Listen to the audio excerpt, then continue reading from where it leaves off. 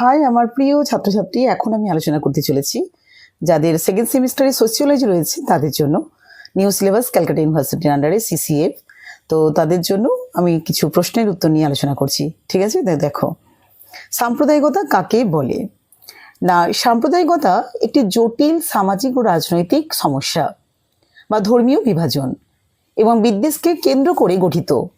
এটি এমন একটি মানসিকতা যেখানে একটি ধর্মীয় সম্প্রদায় নিজেদের স্বার্থসিদ্ধির জন্য অন্য সম্প্রদায়ের প্রতি বিদ্বেষপূর্ণ বিরোধীমূলক আচরণ করতে থাকে বা আচরণ করে থাকে।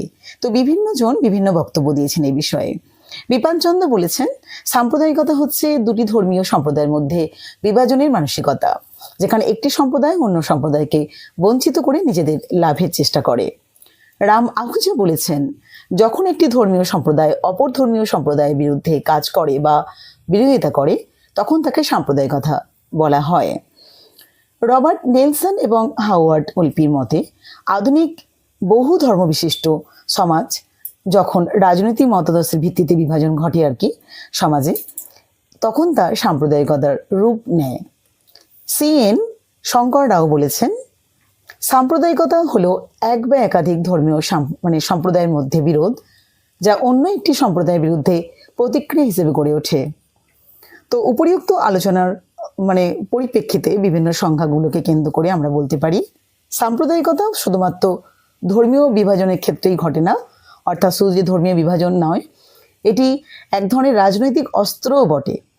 এটি সমাজের হিংসা, অবিশ্বাস, সংঘাত সৃষ্টি করে।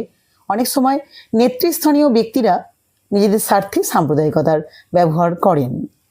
ফলে রাজনৈতিক, অর্থনৈতিক, শিক্ষাগত ও ধর্মীয় বিভিন্ন বিষয়ের জটিলতা সাম্প্রদায়িকতা উত্তেজনাকে আরও বাড়িয়ে তোলে।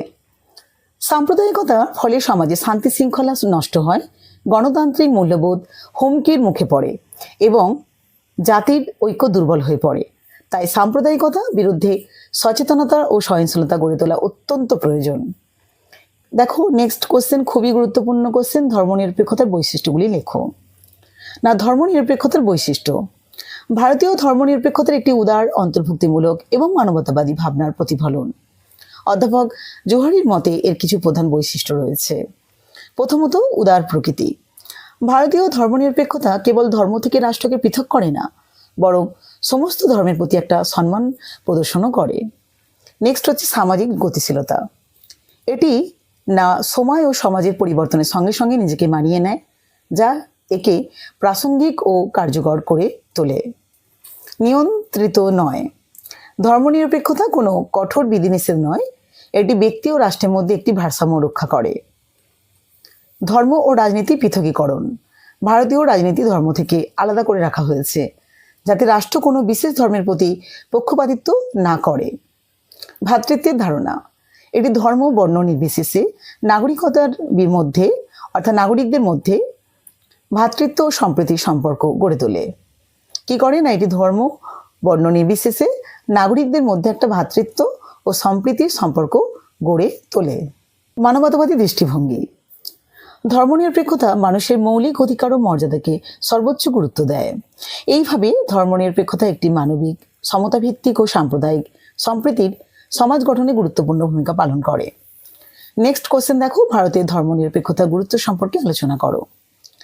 ভারত এক ধর্মবহুল দেশ, যেখানে হিন্দু, মুসলিম, খ্রিস্টান, শিখ, বৌদ্ধ, জৈন, পার্সি, ইহুদি সহ নানা ধর্মীয় সম্প্রদায়ের মানুষ শান্তিপূর্ণভাবে বসবাস করেন। ভারতীয় সংবিধানে ধর্মীয় স্বাধীনতাকে মৌলিক অধিকার হিসেবে স্বীকৃতি দেওয়া হয়েছে কত সংবিধানে 14, 30, 32 ও 226 নম্বর ধারায়। জাতীয় নৃতাত্ত্বিক সমীক্ষায় দেখা যায় ভারতে প্রায় 4635টি ধর্মীয় সম্প্রদায় রয়েছে। এত বৈচিত্র্যের মধ্যেও ভারতে ধর্মীয় ঐক্য ও সংহতি বজায় রয়েছে, যা এই দেশের এক অনন্য বৈশিষ্ট্য। ভারতের ধর্মনিরপেক্ষতার মূল অর্থ হল রাষ্ট্র কোনো ধর্মকে বিশেষ গুরুত্ব না দিয়ে সব ধর্মের প্রতি সম্মান প্রদর্শন করা। সংবিধানে 42তম সংশোধনের মাধ্যমে ভারতকে ধর্মনিরপেক্ষ রাষ্ট্র হিসেবে ঘোষণা করা হয় এবং যা সাংবিধানিকভাবে ধর্মীয় সহনশীলতা ও একতার ভিত্তি স্থাপন করে। স্বামী বিবেকানন্দ বলেছেন, ধর্ম হলো ভারতের আত্মা, তবে এই ধর্ম কোনো গোঁড়ামি নয়, বরং এটি মানব সেবার ধর্ম, যা জাতি, ধর্ম, বর্ণ নির্বিশেষে সব মানুষের কল্যাণে উৎসর্গীকৃত। এই দৃষ্টিভঙ্গি ভারতের সর্বধর্ম সমন্বয়ের ঐতিহ্য গড়ে তুলেছে। এখানে দীপাবলি, ঈদ, বড়দিন মানে বুদ্ধ পূর্ণিমা থেকে শুরু করে সমস্ত উৎসব আর কি সব মানুষ একসঙ্গে আনন্দে মেতে ওঠে, যা ভারতীয় ধর্মনিরপেক্ষতার বাস্তব কিন্তু উদাহরণ। তো সার্বিকভাবে আমরা বলতে পারি ধর্মনিরপেক্ষতা ভারতের জাতীয় ঐক্য, সংহতি এবং সহিষ্ণুতার ভিত্তি। এই ধারণাই ভারতকে বিশ্ব দরবারে এক শ্রেষ্ঠ উদাহরণ হিসেবে তুলে ধরে। তো আমি 3খানা প্রশ্নের উত্তর নিয়ে আলোচনা করে দিলাম, খুবই গুরুত্বপূর্ণ 3খানা প্রশ্নের উত্তর। তো সকলে খুব ভালো থেকো, টাটা।